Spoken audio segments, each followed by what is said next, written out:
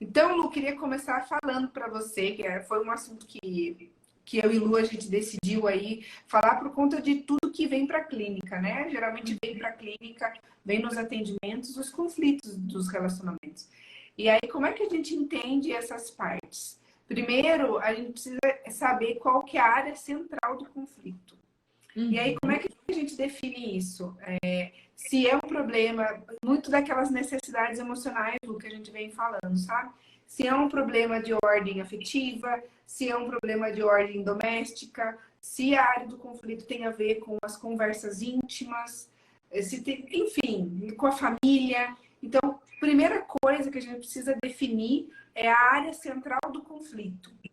Por que que isso é importante? Para a gente saber em que parte eu contribuo para esse conflito, né? Qual parte eu sou a solução e qual sou a parte do problema mesmo. Porque muitas vezes, eu acho que você percebe isso no individual também, as pessoas intensificam os problemas, né? Elas retroalimentam o conflito, mas elas sempre olham para o outro, não para si, né? Exatamente. Sempre tem essa questão de olhar para o outro, né, e atribuir a responsabilidade ao outro. E a gente sabe que no relacionamento não existe isso, né? Cada uma das partes tem a sua importância ali e é preciso identificar esses pontos, né? E às vezes também esse conflito ele aparece muitas vezes por uma área e quando você vai identificando não é dessa área que se trata. Então a gente precisa começar a entender isso, desmembrar esse conflito para que a gente entenda de fato qual é a raiz desse problema, né? Porque muitas vezes a gente acha que é uma coisa e vem por outra. E aí tem um comportamento muito de punição em relação ao outro, o que vai gerando ainda maiores conflitos, maiores problemas, né? Não só E vai conflitos, impactando, né? E vai impactando em várias áreas da vida, né? Então, um sem dúvida. conflito dentro do relacionamento amoroso vai impactar na sua carreira, na sua família, na educação dos seus filhos. Por isso que é tão importante quando a gente para analisar como é que está acontecendo ou por que estão acontecendo esses conflitos. E parece assim, a impressão que eu tenho também é que ele é meio pano de fundo, né? Como você falou, às vezes uma coisa não é exatamente aquela e serve para várias outras. Uhum. Né? Uma situação é gatilho para várias outras situações. Exato, às vezes o conflito é por uma questão de ordem doméstica, né? Coisas a fazer simples do dia a dia, mas quando a gente vai investigando, de fato a raiz não tá ali, né? Ali é só uma coisa que é mais fácil, tá no dia a dia e que é meio que a ponta do iceberg. Mas quando a gente vai entendendo esse conflito a partir disso, fica muito mais fácil você ir resolvendo coisas que são mais superficiais também, para que você vá chegando em pontos importantes, né? Porque quando a gente resolve coisas básicas, a gente vai entrando em coisas mais complexas, né? Isso também é uma forma de chegar aos pontos centrais. Nossa, muito bom isso que você falou, né, Lu? A questão de a gente começar por coisas básicas para chegar. E aí isso é o que os especialistas, né? Tem um livro que fala só sobre isso, que é Diferenças Reconciliáveis. Uhum. Eles têm uns 4 autores aqui, posso até pegar. Deixa eu pegar para mostrar para vocês. Acho que vai. É esse livro aqui. Ele não é um livro para profissionais, mas ele realmente é um livro bem denso também para os leigos, né? Então ele fala de muitas partes de um conflito, de situações, né? As diferenças de resolver situações.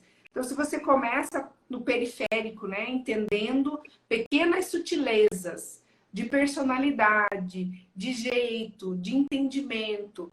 E se você vai entendendo que isso não é pessoal, porque, poxa, se a pessoa tem uma característica de personalidade que vai impactar no conflito, ela não está fazendo de propósito, ela está tentando fazer o melhor nela.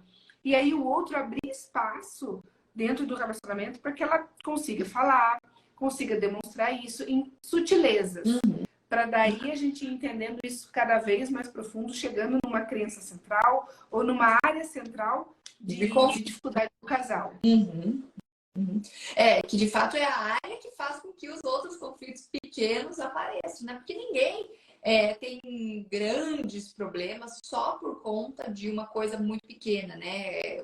Os grandes problemas, eles têm um fundo aí um pouco maior do que uma louça não lavada, né? Uma louça não lavada é só uma forma de se algumas coisas, né? Se fôssemos psicanalistas, poderíamos até discorrer mais sobre essa parte, né?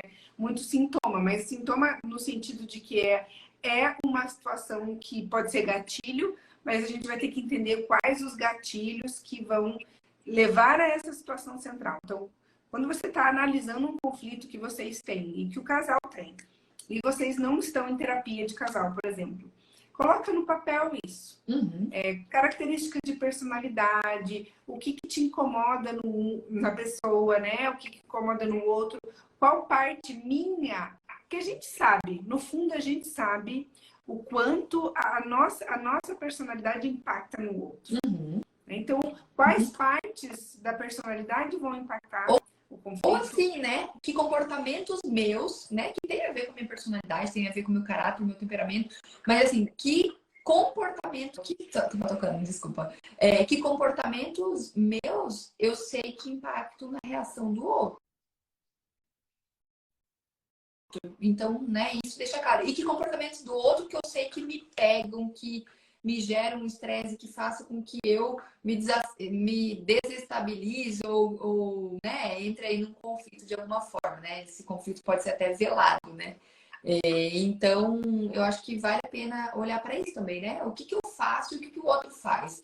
E mais um ponto de extrema importância também entender que valores o outro tem e que valores que eu tenho, né? Que às vezes as diferenças nos valores, elas geram conflitos enormes. E isso pode ser até a raiz de um problema, assim, né? Se para uma pessoa prioridade família e para outra isso não está na lista das 3 a 5 prioridades, e sim o trabalho, liberdade e outros valores aí que não combinam muito com o do parceiro que é família, isso também vai gerar uma série de conflitos. Né? Então, entender isso faz muita diferença, né? Quais são os seus valores e quais são os do seu parceiro, sabe? Né? Eu sempre falo isso aqui, eu acho que toda vez eu vou reforçar. Né?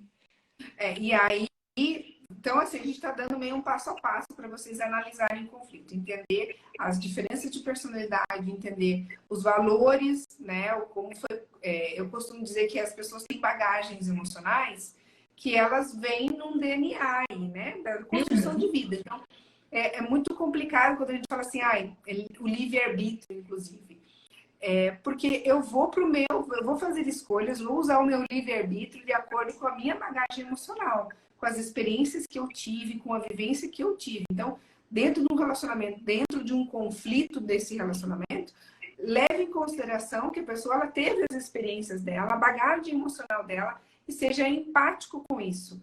Entenda que vivências diferentes, que formaram os valores que são diferentes, o temperamento da pessoa, as características de personalidade dela, o quanto tudo isso impacta no dia a dia de vocês, nos pequenos conflitos que vão levar a entender a área central do conflito.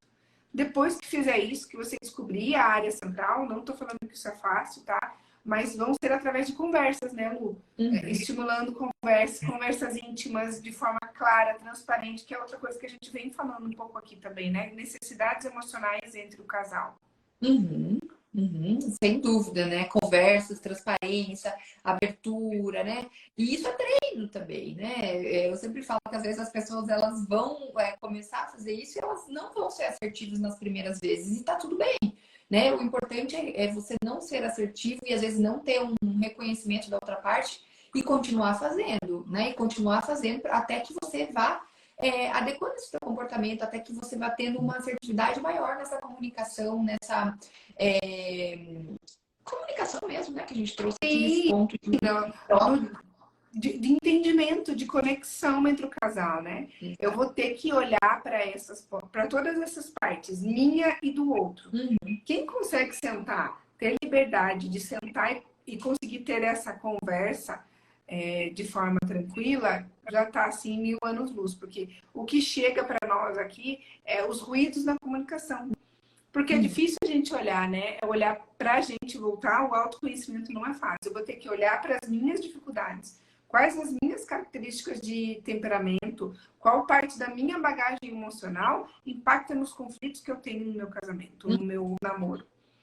Porque é isso, a anatomia do conflito é isso. Eu olhar essas partes para chegar na área central desse conflito e entender o que eu posso fazer diferente. Qual é a minha parte nesse conflito? O que, de tudo isso que a gente foi falando, o que de mim vai impactar e o que eu posso fazer para melhorar? O que eu posso mudar, aparar uma aresta, ou entender se realmente essa crença central de dificuldade, as crenças também, não só a central, todas as outras, né? As Quanto regras isso tem... vai criando, que são crenças mais secundárias e que são regras que a gente vai criando e que são rígidas também na nossa cabeça, que fazem com que a gente tenha alguns comportamentos. Então, também entender isso, né? Que comportamentos que o seu parceiro, sua parceira está tendo, que pega aí nessas regras, nessas crenças que você tem e que comportamento você tem para reagir a isso. Isso também é importante, né?